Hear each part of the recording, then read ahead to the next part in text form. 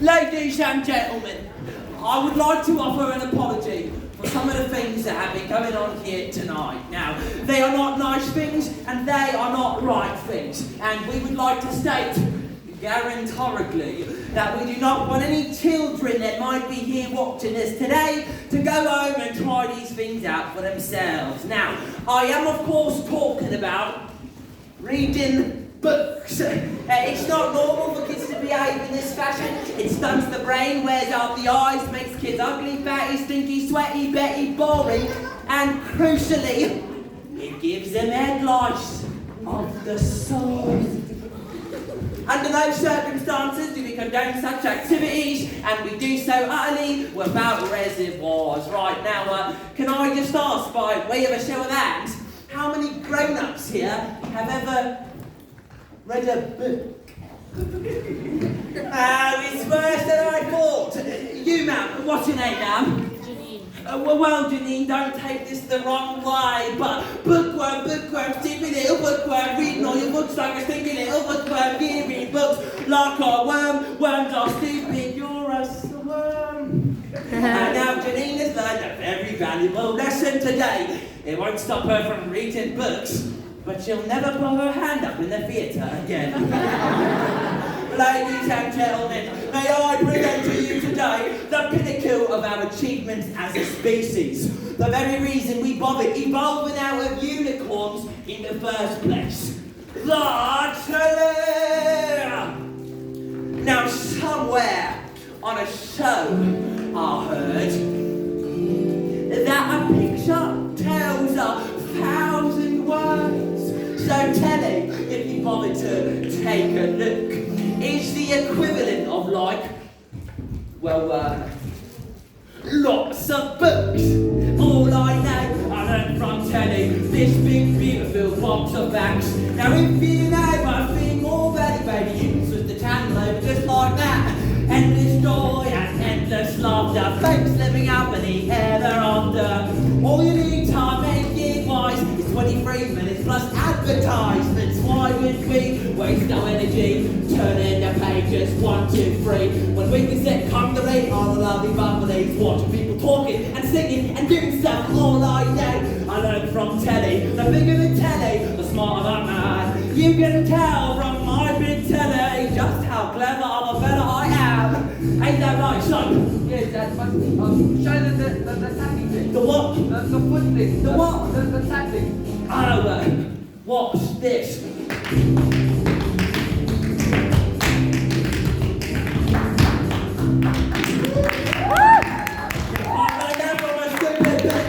All I know, I learned from telly what's a thing and what's a lie. Now I was pretty smart already, but now I'm really, really smart, very, very smart. Endless content, endless channels, endless chat on endless panels.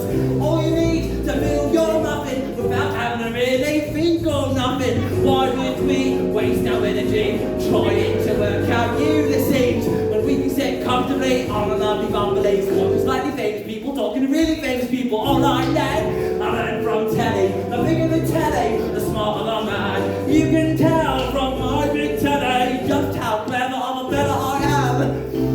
And now who the Dickens is? Charles Dickens, Mary Shelley, she sounds smelly. Charlotte Bronte, do not want to. Jane Austen in the compost bin. James Joyce, he doesn't sound nice. Even McGibbon, oh I feel like spewing. William Shakespeare, Moby Dick, oh easy grandma, all together now. All I know, I learned from today. The bigger the telly, the smarter the man. You can tell from my big telly what a very clever fella. Oh, that's alright, thank you.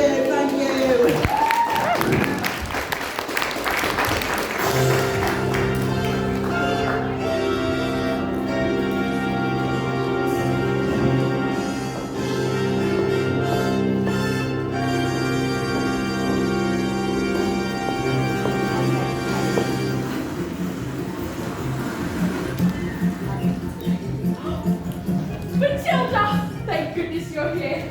I'm dying for the next part of the story. Haven't slept a wink. Miss Krabs, where's the revenge section? What? Is there a child at school who's been behaving like a bully?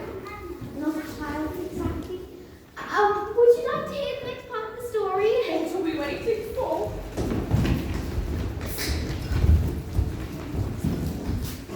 As they prepared the most dangerous feat ever performed, the acrobat gave her husband a kiss. Smile. We have done this 1,000 times.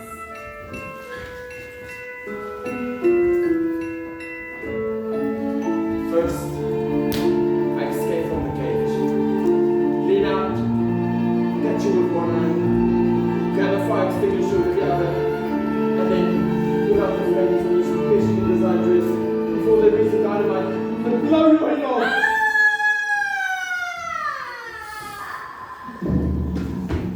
Sorry. Go on. The trick started well. As soon as the dress was in light, the acrobat flung into the air. She hurled over the sharks and spiky objects. Suddenly, the padlock clicked open and the huge chains fell away. The door flung open and the escapologist reached out her hand to catch his wife and his child. He grabbed her hand and the flames are covered in fire before they can both be blown to pieces. Hooray! So the story does have a happy ending. No. No? No. You see, the escapologist used a touch too much foam, and their hands became slippery, and she fell. Did she survive? She broke every bone in her body, except for the ones at the ends of her fingers. She didn't live long enough to have their child, though. No, water. It's all your heart. She's all we've ever wanted. And then she died. And then things got worse. What? Oh no, Matilda. They can't get worse. I'm afraid they did, because the escapologist was so kind that he never for 1 second blamed the evil sister for what had happened. In fact, he asked her to move in and help look after his daughter. She was nothing but mean and cruel to her, beating her if she ever did anything wrong, but always in secret. So the escapologist never suspected a thing! Let's call the police. Oh, Miss Phelps, it's just a story. What? Oh yes, of course. I better go. Come, children. Library's closed.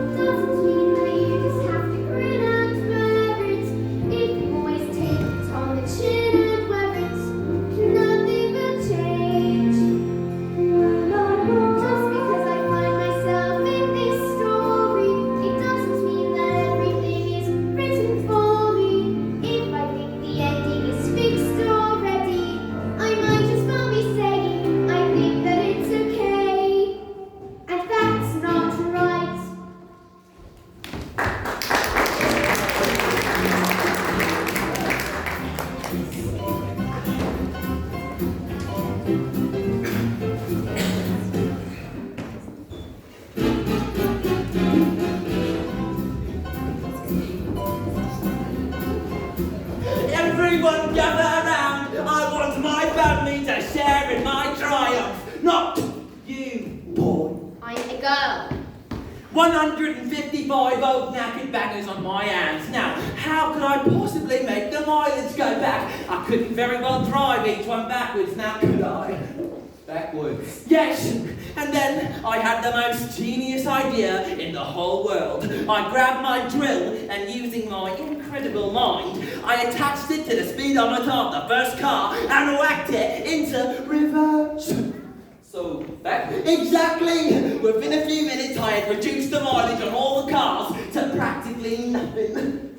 10 minutes later, the Russians show up. Expensive suits, dark glasses. Russians are nocturnal, you know. I saw it on a programme last night. That program was about badgers. Same thing. Anyway, did you get it? Oh, fantastico! Now I'll be able to afford to go all day long. But they trusted you. And you cheated them! What did we do to deserve a child like you? You know what I'm going to do tomorrow?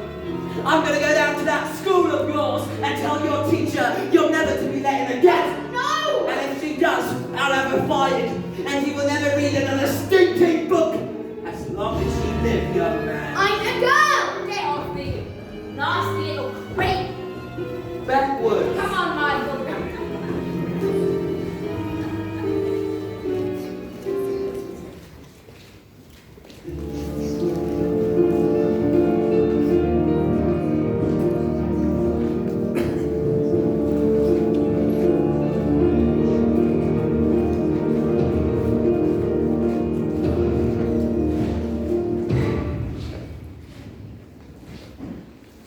That night, the escapologist's daughter cried herself to sleep, alone in her room.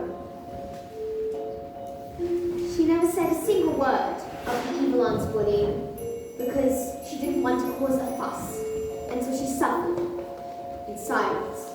But this only encouraged the woman to greater cruelties until one day she exploded!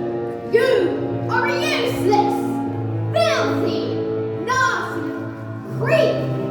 And she beat her and threw her into a dank, dark, dusty cellar, locked the door, and went out. But that day, the escapologist happened to come home early, and when he heard the sound of his daughter's tears, he smashed the door open!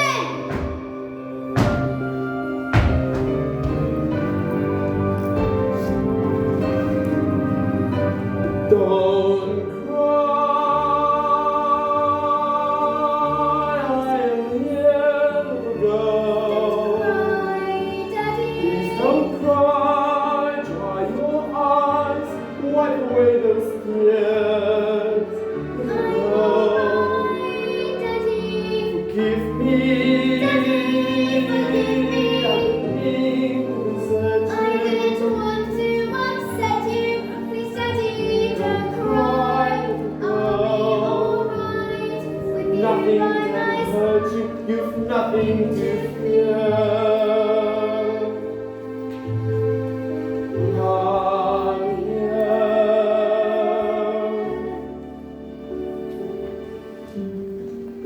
I've been so wrapped up in my grief for my wife that I've forgotten the one thing that matters to us most. I love you so much, my daughter. I shall spend the rest of my life making it up to you. We shall live together forever. But when the little girl fell asleep, the escapologist's thoughts turned to the acrobat's sister, and an almighty rage grew inside his great heart. This demon, this villain, this monster, she has sullied the memory of my wife. She has betrayed the trust of her own sister. She has shown cruelty to the most precious reality of my marriage. Bullying children is a game, isn't it? But let's see what this creature thinks she can do when the wrath of the grown man stands before her.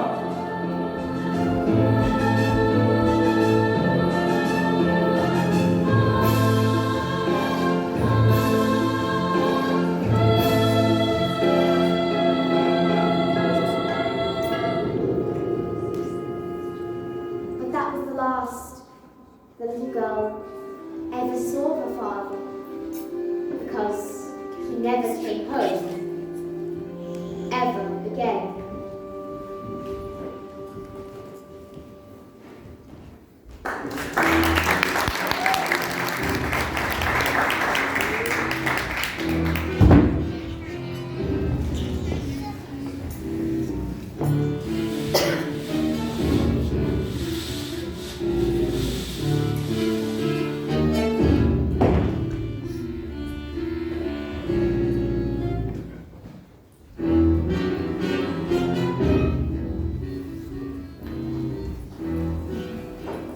What are you doing with those books, woman?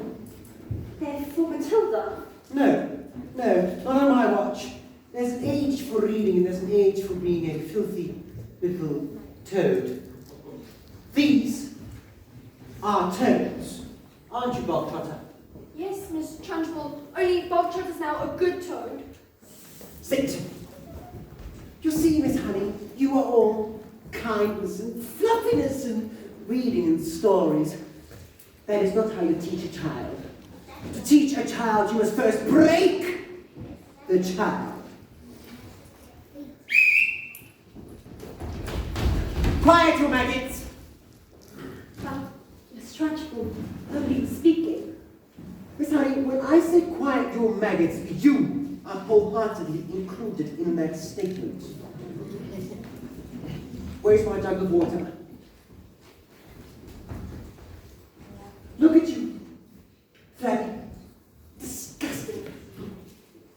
Revolting. Revolting, I say. I think this calls for a session of phys ed. This screw of late has started reeking. Quiet, maggots, when I'm speaking. Reeking with the most disturbing scent. Only the finest nostrils smell it, but I know it all too well. It's the odor of rebellion, it's the bouquet of dissent.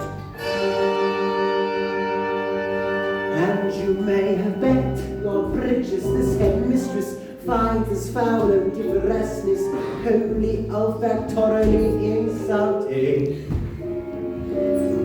And so to stop the stench's spread, I find a session of phys ed sorts the merely rank from the revolting.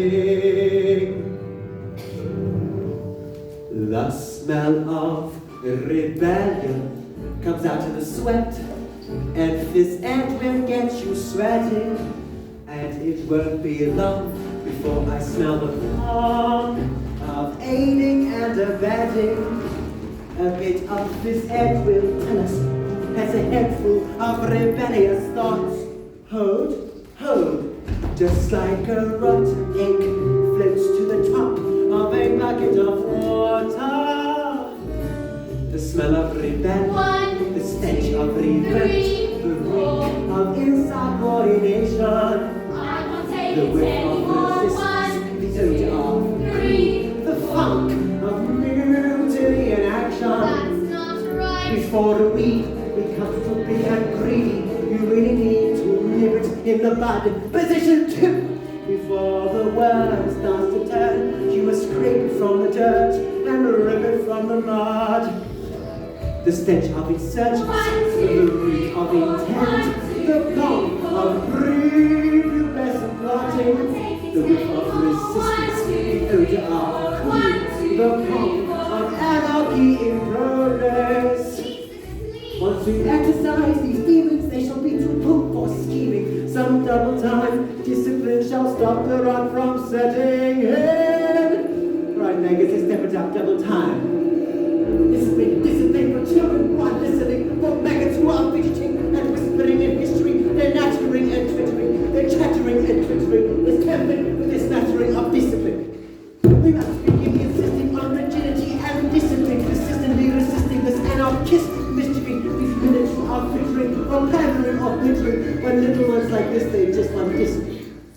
The simpering, the whimpering, the dribbling, and the spitting of the myth I need a tissue is an issue we can fix. It's the mystery to mastering the art of doctrine, mistressing is discipline, discipline, discipline. The smell of rebellion, the stench of revolt, the reek of a prepubescent plotting, the whip of resistance, the bomb of dissent, the funk of a moral fiberati. Imagine a world with no children. Close your eyes and just dream. Imagine, come on, try it.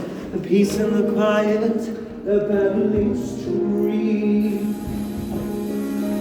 Now imagine a woods with a cottage, and inside that cottage we find a dwarf called Zeke, a carnivore freak who can fold paper hats with his mind, and he says, don't let them steal your horses. No, don't let them take them away. If you find your way through, they'll be waiting for you, singing, She's mine! and there, just like I said, the stinking maggot rears its head. Even the squiddiest, stickiest mess can harvest seeds of stickiness. Have you ever smelled anything more unpleasant? Have you ever smelled anything worse than the smell of rebellion? The sound of revolt, the reek of the whiff of resistance, the bond of dissent. And I will not stop till you are squashed, till this rebellion is squashed. The glorious sweaty discipline has caught the sickening scent.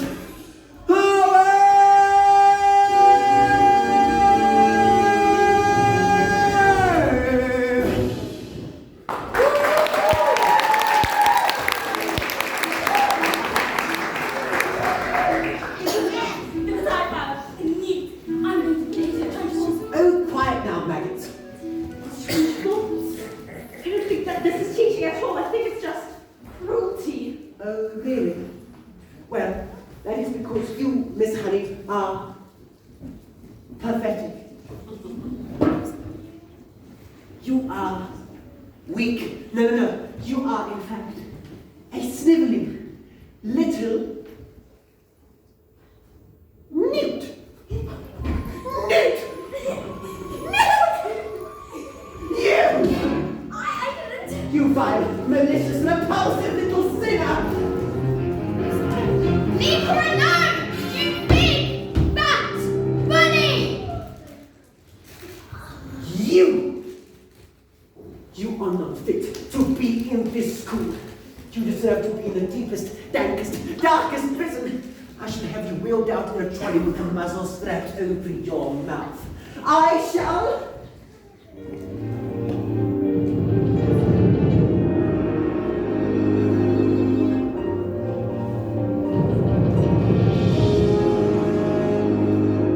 Have you ever wondered, will I have, about how when I say red, for example, there's no way of knowing if red is the same thing in your head as red means in my head when someone says red. Now if we are travelling at almost the speed of light, and we're holding light, that light will still travel away from us. At the full speed of light seems right in a way. What I'm trying to say, I'm not sure, but I wonder if inside my head I'm not just a bit different from some of my friends. These answers that come into my mind unwritten, these stories delivered to me fully written. And when everyone shouts like they seem to like shouting, the noise in my head is incredibly loud. And I just wish they'd stop. My dad and my mum, the telly, the stories would stop for just once. And I'm sorry, I'm not quite explaining it right, but the noise becomes anger, and the anger is light. It's burning inside you and usually fade, but it isn't today. The heat and the shouting, and my heart is pounding, and my eyes are burning. And suddenly, everything is quiet.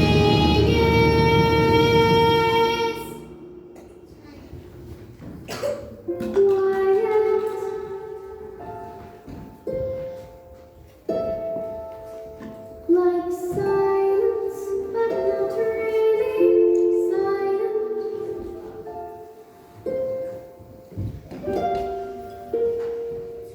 Just that still sort of quiet, like the sound of a page being turned in a book, or a pause in a walk in the woods.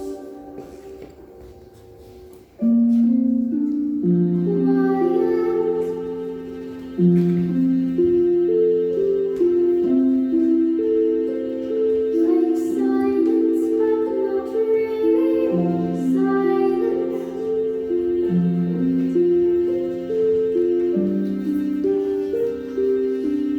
Just that nice kind of quiet, like the sound when you lie upside down in your bed.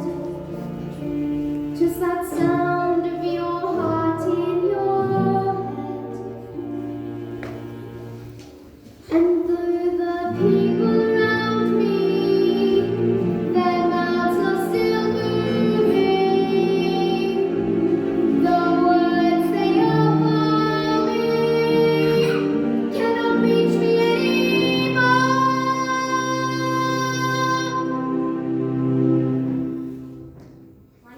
And it is quiet, and I am warm, like I said.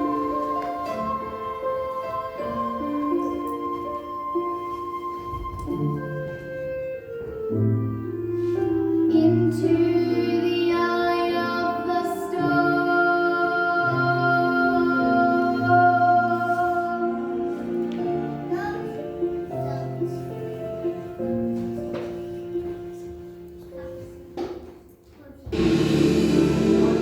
Lift up. Lift up. Come on. Over. Over.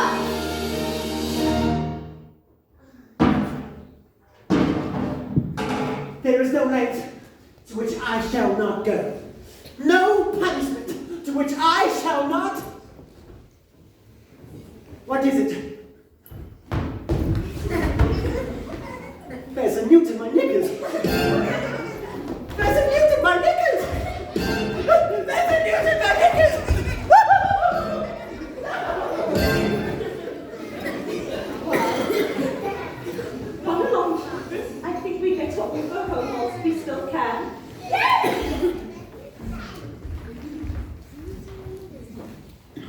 Matilda, please, just watch.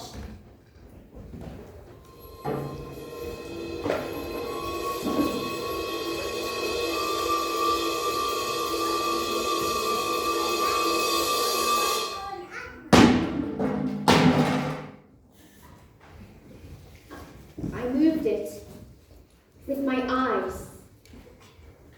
Am I strange? Matilda, would you fancy a nice cup of tea?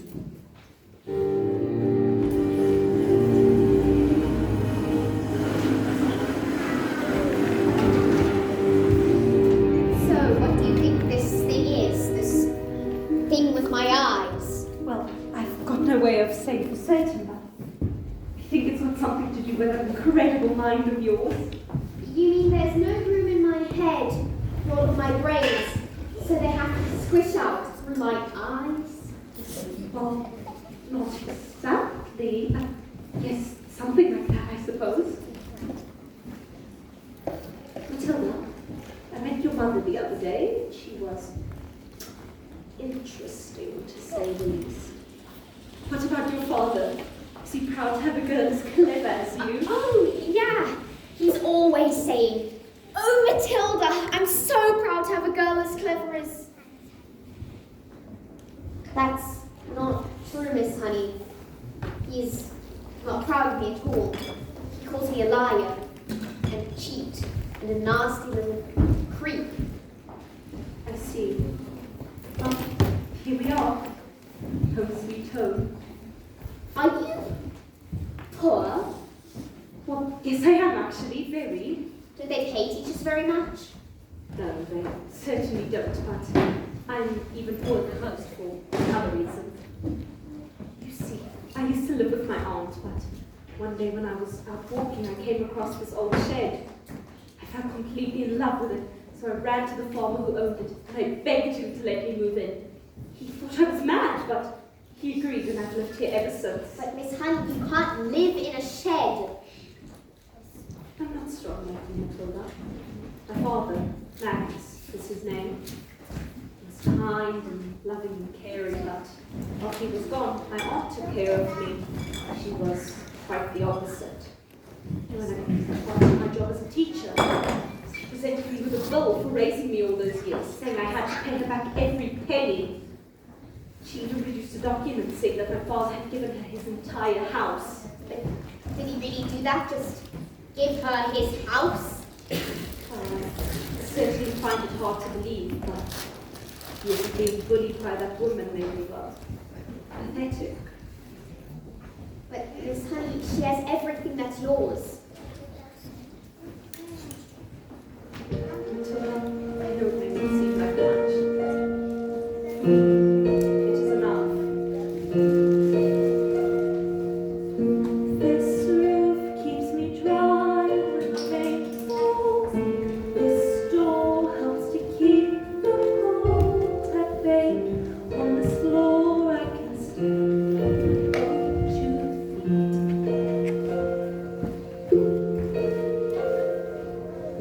On this chair I can write my lessons.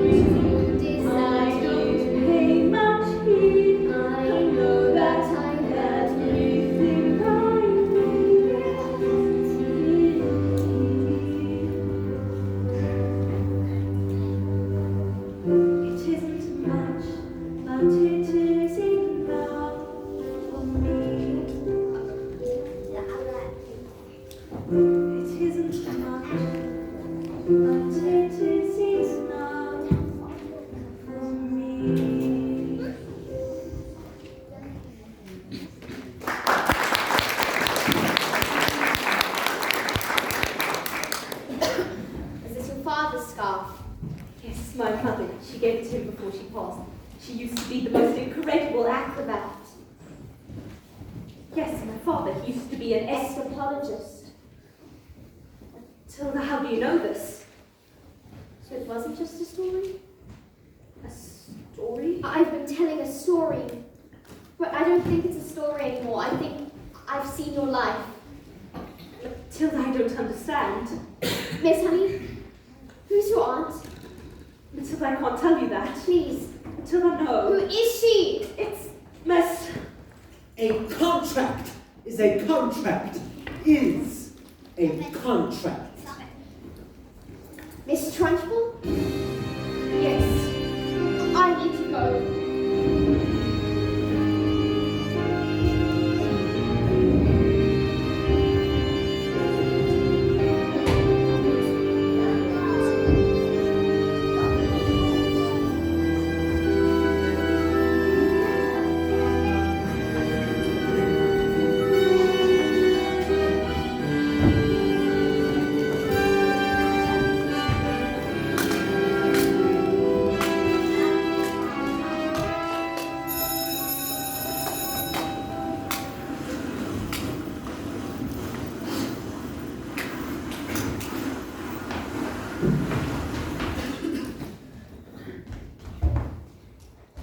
Now, maggots, this is going to be a very special spelling test.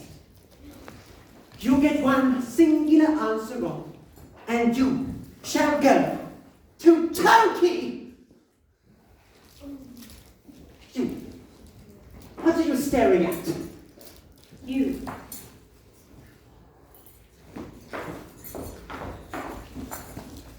Godfather. Spell mute. Mute. M-E-W-T. Mute. Very lucky. You! Spell the one thing you all are. Revolting. Revolting. R-E-V-O-L-T-I-N-G.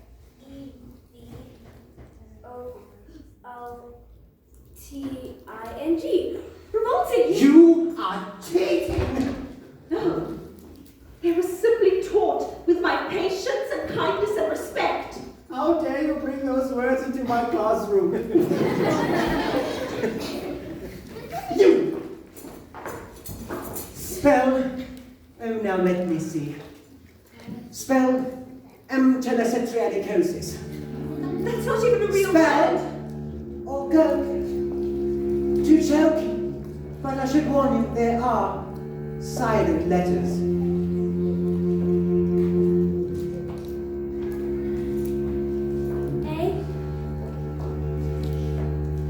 A-M. Oh, dearie, dearie dear. I'm sorry. It was a silent Z. You are going to Turkey! Cat. C-A-N. Cat. That's from me and Chucky too, miss. Dog. D-Y-P. And me. Sable. C-A-B-L-K. Crumpers all in Turkey. Banana. X-Y-Z-D-L-A-P. Bully. G-T-A-A-W. Revolting.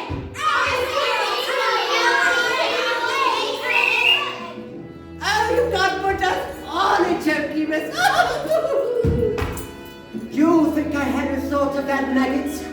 I have a chunky for every single one of you.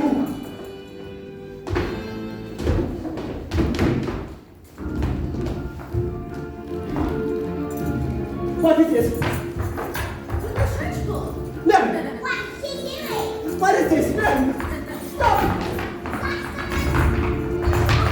No! Stop it! No! She's writing on the wall.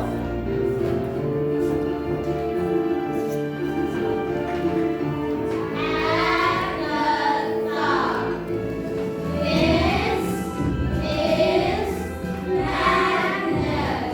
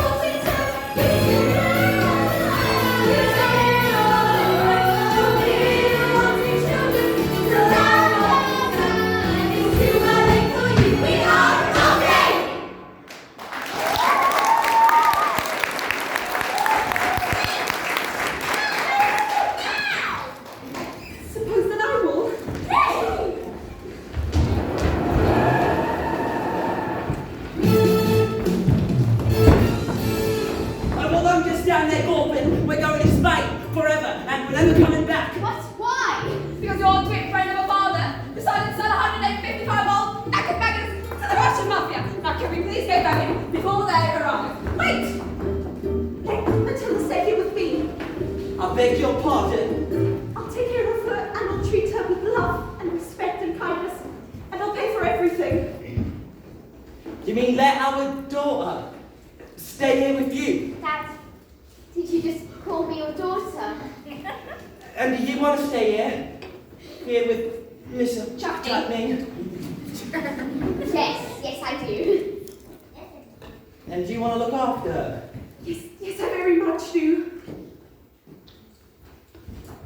Well, I guess we are a bit short on room, so, Yes.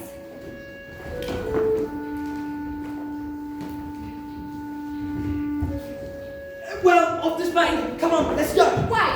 Why are we running? There's the tunnel! Thank you, Matilda. From now on, you live in my father's old house. You can tell stories every single day. How does that sound?